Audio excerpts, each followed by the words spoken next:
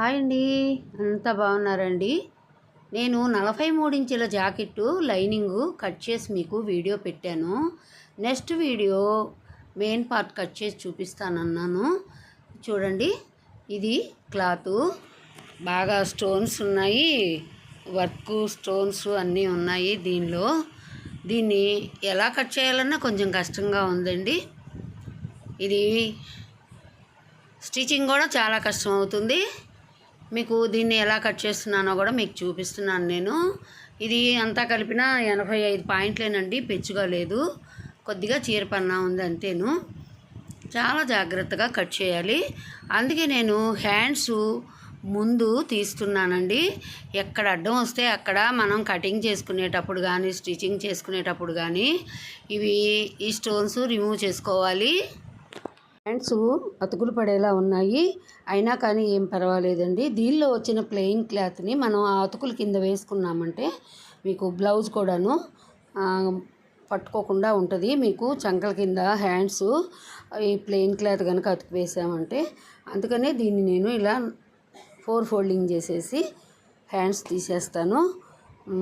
జరిపితే చాలా ఎక్కువ అతుకులు పడుతున్నాయి, బయటికి కనిపిస్తాయి అన్న ఉద్దేశంతో హ్యాండ్కి ఒకవైపు కనిపించాయి అనుకోండి బాగుండదు కదా. అందుకని ఇలా 4 ఫోల్డింగ్ చేశానండి హ్యాండ్స్ కోసం. అది కూడా కుందన్స్ ఉంటాం, డిజైన్స్ ఉంటాం, అది కూడా చాలా జాగ్రత్తగా చూసుకోవాల్సి వస్తుంది. మనం అవి కరెక్ట్గా రావాలి కదా, పైకి వచ్చేలాగా చూసుకొని నేను ఈ హ్యాండ్స్ పెడుతున్నాను. నేను చూడండి, ఇక్కడ ప్లెయిన్ క్లాత్ ఉంది కదా, ఖర్చుల కోసం ఒక అంగుళం వచ్చేసేసి మనం దానికి కూడాను హ్యాండ్ పొడవులో కూడా పెట్టామంటే మనకి హ్యాండ్ అవి కుట్టినప్పుడు గుచ్చుకోకుండాను మనకి ఫోల్డ్ చేసుకోవటానికి నీట్గా వస్తుంది. లేకపోతే అన్నీ చాలా ఇబ్బంది అవుతుందండి. అందుకే ఇలా కట్ చేస్తున్నాను నేను. సమానంగా సర్దుకొని లైనింగ్ని పెట్టి ఇలా కట్ చేసుకుందాం. ముందు దీనికి ఒక అవుట్లైన్ గీసుకుంటే సరిపోతుంది. ఎక్కడ కొందన అడ్డం వస్తే అక్కడ తీసేస్తుంటే వచ్చేస్తున్నాయి. మనకి అవి అవసరం లేదు కాబట్టి ఇబ్బంది లేదు, తీసేసుకోవచ్చు. కొద్దిగా గోటితో గిలితే చాలు వచ్చేస్తున్నాయి. ఒక అంగుళం ఖర్చుల కోసం ఒక అంగుళం ప్లెయిన్ క్లాత్ వస్తే బాగుంటుందండి మనకి కుట్టి తిప్పేసుకోవడానికి కానీ దేనికైనా కానీ. అంతా కొందన స్టిచ్చింగ్ చేసేటప్పుడు చాలా ఇబ్బంది అవుతుందండి. సూదులు ఎక్కడ పోతాయో, కట్ చేస్తుంటే కత్తెరలు ఎక్కడ పోతాయో అన్న ఫీలింగ్ వస్తుంది. అలా మనం ఒక లైన్ గీసుకొని దాని చుట్టూ జాగ్రత్తగా ఎక్కడ మనకి కటింగ్ చేసేటప్పుడు అడ్డం వస్తే అక్కడ కొందం తీసేసుకుంటూ కట్ చేసుకోవటమేనండి. ఇది వచ్చేసి మనకి ఒకవైపు ప్లెయిన్ క్లాత్ ఉంది. ఆ ప్లెయిన్ క్లాత్ని మనం హ్యాండ్స్కి అతుకు పెట్టుకుంటే మనకి బ్లౌజ్ తొడుక్కున్నప్పుడు కూడాను ఈ కుందన్స్ అవి మనకి గుచ్చుకోకుండా చాలా బాగా ఉంటుంది. అందుకని నేను అలా చేస్తున్నాను. చిన్న కుందన్స్ తీసేసుకుంటూ చాలా జాగ్రత్తగా కటింగ్ చేసుకోవాలి. ఇలాంటి వాటిని మనం ఎంత క్రిటికల్గా ఉన్నా కానీ క్లాతు మనం చేయగలగాలి. అదిగో అడుగును కూడా అడ్డం వచ్చేసిందండి, అలా తీసేస్తున్నాను నేను. చాలా కుందన్స్ తీసేయాల్సి వచ్చింది, వేస్ట్లో ఎక్కువగా కుందన్స్ వచ్చేసాయి. ఛానలు అరుణ కొంజేటి, కొత్త ఛానలు అరుణ కొంజేటి టైలరింగ్ టిప్స్ అండి. 2 ఛానల్స్లో కూడాను నేను ఇప్పుడు ఈ టైలరింగ్స్ పెడుతున్నాను. పాత ఛానల్లో కూడా బాగా చూస్తున్నారండి, నాకు చాలా చక్కగా వాచింగ్స్ వస్తున్నాయి.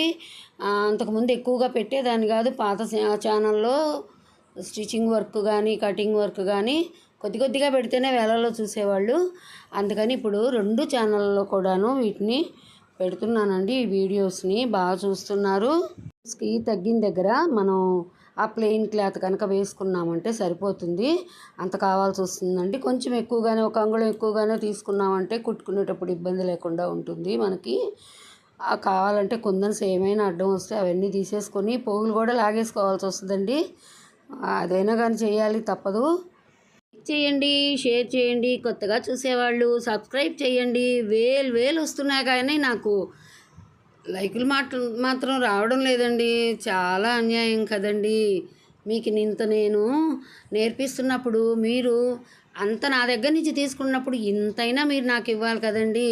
అదేదో కాదండి, వీడియో ఆన్ చేయగానే ఒక లైక్ చేయండి. మీకేమన్నా సందేహాలు ఉన్నా కూడాను నాకు కామెంట్స్ పెడితే నేను రిప్లై ఇస్తానండి. అలా హ్యాండ్స్కి నేను ఆ ప్లెయిన్ క్లాత్ని కట్ చేసి తీసుకున్నాను.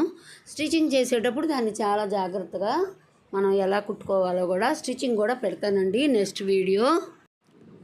మీకు ఏం కావాలన్నా ఎలా కావాలన్నా కూడా నేను కటింగులు కానీ స్టిచ్చింగ్లు కానీ చూపిస్తానండి. ఈ మధ్య ఆరోగ్యం ఇబ్బంది అయ్యి ఒక నెల రోజులు ఆపేశాను, కానీ బాగా పోతున్నా అరుణ కొంజేటి టైలరింగ్ టిప్స్ సడన్గా ఆగిపోయిందండి. ఈ మధ్యలో నెల రోజులు నేను వీడియోస్ అవి చేయకపోయేసరికి ఇప్పుడు మళ్ళీ రెగ్యులర్గా చేస్తానండి. తప్పకుండా అందరూ ఫాలో అవ్వండి. చూడండి, చాలా జాగ్రత్తగా మనం డిజైను కరెక్ట్గా పైకి షోల్డర్ మీదకి వచ్చేలాగా నేను చూసుకుని ఇటు నుంచి బ్యాక్ పార్టు, ఇక్కడ వచ్చేసి ఫ్రంట్ పార్ట్ పెట్టుకున్నానండి. ఇంకెక్కడ అతుకులు పడలేదు, ఒక హ్యాండ్స్ తప్ప. మెయిన్ క్లాత్ మామూలుగా అయితే అసలు అతుకులు పడేవి కావు.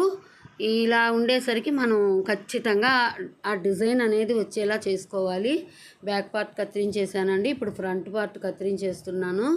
మీకు స్టిచ్చింగ్ కూడా పెడతానండి, తప్పకుండా ఫాలో అవ్వండి. అదిగోండి బ్యాక్ పార్ట్ ఫ్రంట్ పార్ట్లు రెండు వచ్చేసాయి నీట్గా.